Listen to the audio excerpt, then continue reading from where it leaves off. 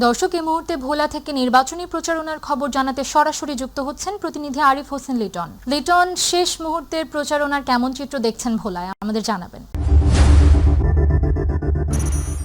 আপনি জানেন যে ত্রয়োদশ জাতীয় সংসদ নির্বাচনের এখন কিন্তু প্রায় শেষ সময় চলছে।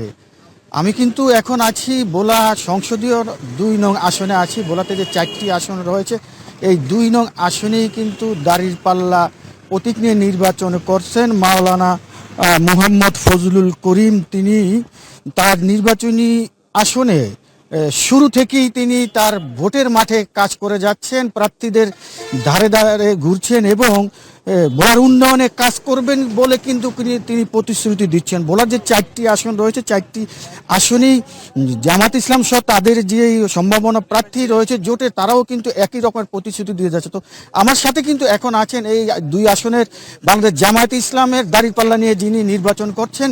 আমি আপনার কাছে জানতে চাইবো, এই আগামী 12 তারিখের ভোটে আপনারা জিতার বিষয়ে কতদূর আশাবাদী এবং নির্বাচনের মাঠে কোনো সংশয় আপনাদের আছে কিনা?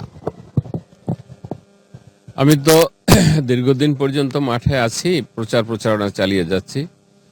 আমি জনগণের মাঝ থেকে ভালোই সাড়া পাচ্ছি এবং আমি আশাবাদী যে নির্বাচনে কোনো ধরনের কারচুপি অথবা কোনো কেন্দ্র দখল ইত্যাদি যদি না হয়, তাহলে আমি বিপুল ভোটে জয়ী হব ইনশাল্লাহ।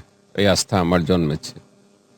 আর সমস্যা বলতে যেটা, সেটা হলো যে প্রতিপক্ষের পক্ষ থেকে প্রতিনিয়তই আমরা বাধার সম্মুখীন হচ্ছি। যেমন আমাদের নারী কর্মীরা যখন কোথাও যায় লিফলেট ইত্যাদি বিতরণ করার জন্য, তখন তাদের শ্লীলতাহানির ঘটনা ইতিমধ্যে ঘটেছে।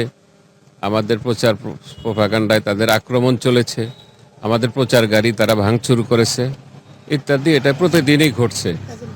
এজেন্টদের ভোটের পরিবেশ ঠিক থাকলে আপনারা বিজয়ের ব্যাপারে কতদূর আশাবাদী? আমরা 100% আশাবাদী। যেমনটি বলছিলেন আমাতুল, নির্বাচনের যদি নিরাপত্তার বিষয়টি যদি সঠিকভাবে থাকে, তাহলে দাঁড়িপাল্লা আসন নিয়ে যে সংসদীয় আসন 2-এ দাঁড়ির পক্ষে মাওলানা মুহাম্মদ ফজলুল করিম যে নির্বাচন করতেছেন, তিনি শতভাগ আশাবাদী এই আসনটি থেকে তিনি বিজয়ী হবেন বলে কিন্তু আমাকে এমনটি জানিয়েছেন। তো এই ছিল ভোলা বরানউদ্দি থেকে আমার নির্বাচন নিয়ে সর্বশেষ খবর। আমাতুল। লিটন, আপনাকে ধন্যবাদ। দর্শক, ভোলা থেকে নির্বাচনী প্রচারণার খবর জানাতে সরাসরি যুক্ত ছিলেন সহকর্মী আরিফ হোসেন লিটন।